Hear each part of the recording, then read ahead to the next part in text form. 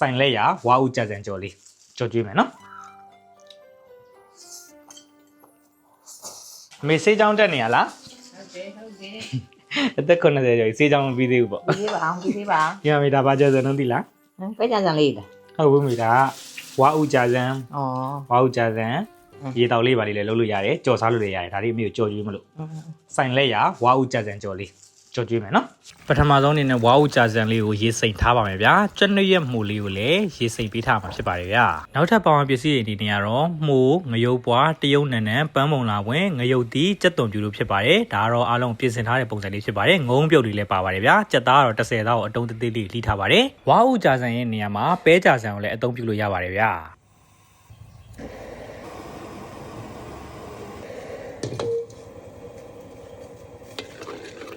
မိဖွင့်မယ်ဒေဦးတင်မယ်စီလေးအနှင်းငယ်ထည့်ပါရင်နော်စီလေးပူလာရင်တော့ကြက်သွန်ပြူဓာတ်ပြရိုက်ပြီးတော့နှုတ်စင်ထားလေးကိုထည့်ပြီးတော့စီတက်တဲ့ပုံစံမျိုးလေးကြက်သွန်ပြူနဲ့လေးမွေးလောက်ခဏမှွေမယ်ပြင်ကြက်ဥနှလုံးဖောက်ထည့်ပါမယ်ဒီနေရာမှာကြက်ဥကိုနောက်မှထည့်ပြီးတော့အသားကိုရင်ထည့်လို့လည်းရပါတယ်ကျွန်တော်တို့အိုးနည်းနည်းမကတ်အောင်လို့ကြက်ဥလေးကိုရင်ထည့်ပြီးတော့မှကြက်ဥဘက်လေးတွေကြက်သွားတဲ့နေထောင်ရောက်ပြီဆိုမှကြက်သားလှီးထားလေးကိုထည့်ပေးလိုက်မှာဖြစ်ပါတယ်ပြီးရင်တော့ကြက်သားနဲ့ကြက်ဥနဲ့ရောသမမွေးသွားပြီးတော့ကြက်သားဘက်လေးတွေကြက်သွားတဲ့အထိမြင်းပြင်းလေးနဲ့မွေးကြော်လေးကြော်ပေးလိုက်မှာဖြစ်ပါတယ်ဗျာ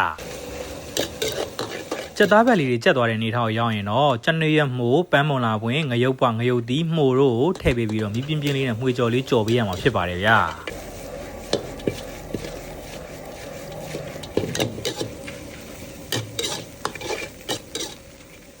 အသီးနှံလေးတွေအယောင်လေးပြောင်းပြီးတော့အနှဲငယ်လောက်ကြက်သွားတဲ့နေထောင်ရောက်ရင်တော့ရေကိုတော့ကျွန်တော်မှွေနေတဲ့ရောက်ရှိုနဲ့တမုတ်အပြည့်ထည့်ပါမယ်ဗျာလက်ဖက်စားစွန်းနဲ့ကြက်သားမုံက2စွန်းအချိုမုံကတော့1စွန်းတကြားဇွန်းတဝက်ကြော်ကြော်စားဇွန်းတဝက်ကြော်ကြော်ခေါင်းစိမ်းပဲငန့်ပြာကြီးကတော့ထမင်းစားစွန်း2စွန်းခန့်ခေါင်းစိမ်းပဲငန့်ပြာကြီးမရှိလဲကြိုက်နေတဲ့ရံငန့်ပြာကြီးကိုသုံးလို့ရပါတယ်ခရူးစီကတော့ထမင်းစားစွန်း2စွန်းခန့်တို့တော့အရသာအနေနဲ့ထည့်မှာဖြစ်ပါတယ်ဗျာ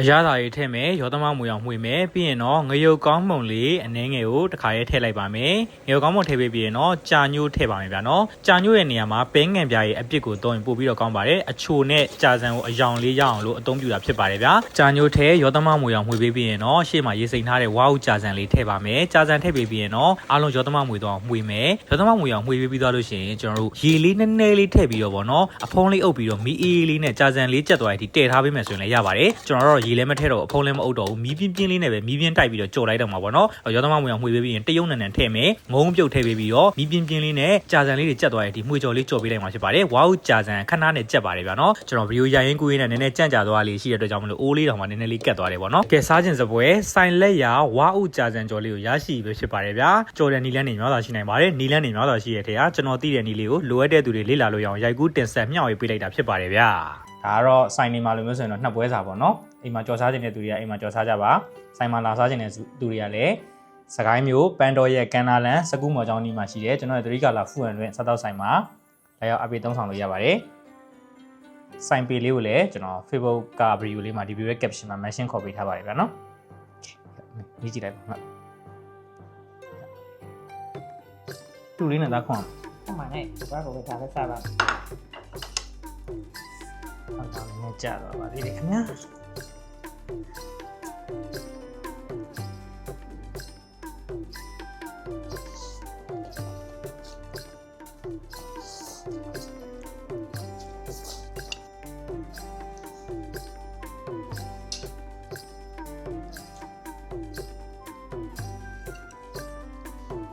ရတဲ့ငုံလေးခေါ်မရဟာတူနေတူညောကြိုက်လားမကြိုက်တယ်ကာဖီးစား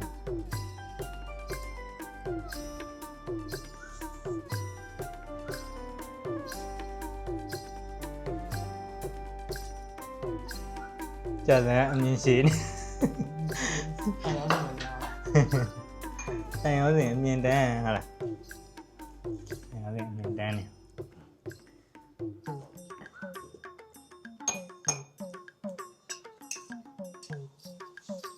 မိုးလေးတွေမြုပ်သီးလေးတွေထည့်လိုက်ပါအောင်မယ်ကျွင်းကျွင်းသူကကျွန်းကျွန်းနဲ့တော့တွေ့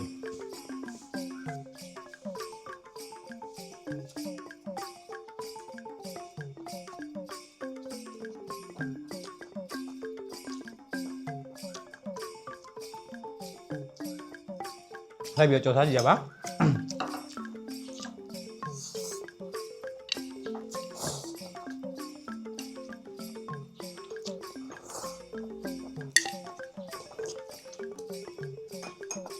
ဒီကမျိုးပွားပါနော်မျိုးသီးမဟုတ်ရစားစီမျိုးပွားအရှုပ်စားထည့်ပေးမယ်ရမင်းစင်းနေတာကိုကခန့်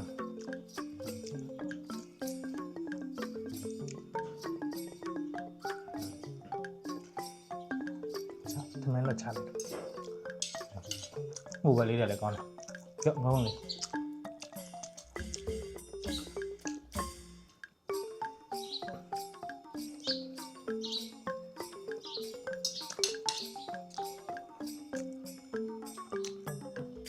စားကြပါဦးခင်ဗျာ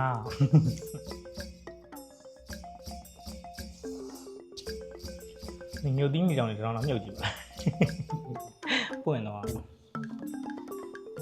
ဂျပန်မိုလို့ခေါ်တယ်ပေါ့နော်စူမိုမှုမဲလို့လည်းခေါ်တယ်မှုဝိုင်းလေးထည့်ပြီးကြော်လို့လည်းရပါတယ်အဲ့ကောင်လေးကိုရေစိမ်ပြီးတော့ကက်ကြီးလေးနဲ့ညှက်ညှက်ဓာတ်လေးနဲ့လေးထည့်ပြီးတော့ကြော်လို့ရပါတယ်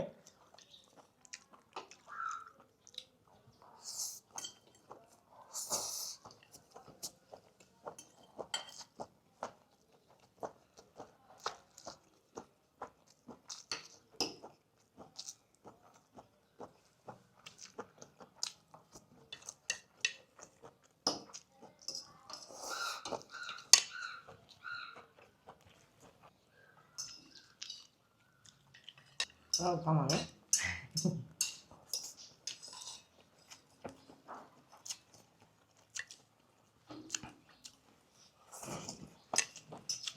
လူကြီးလည်းကြိုက်နိုင်တယ်ကလေးလည်းကြိုက်နေတတ်နိုင်တဲ့ဟင်းပွဲလေးဖြစ်ပါတယ်အကယ်ပေါ့နော်ညိုသီးကိုလုံးဝရှောင်လိုက်ပြီးတော့မှကြော်ခြင်းလည်းရပါတယ်ဗျာနော်အားလုံးပဲလိုက်ပြီးတော့ကြော်စားကြည့်ရပါကျွန်တော်ဆိုင်မှာလည်း live အပေးသုံးဆောင်လို့ရပါတယ်ဆိုင်ပေလေးကိုလည်းဒီ video caption မှာ mention ခေါ်ပေးထားပါတယ်ဗျာနော်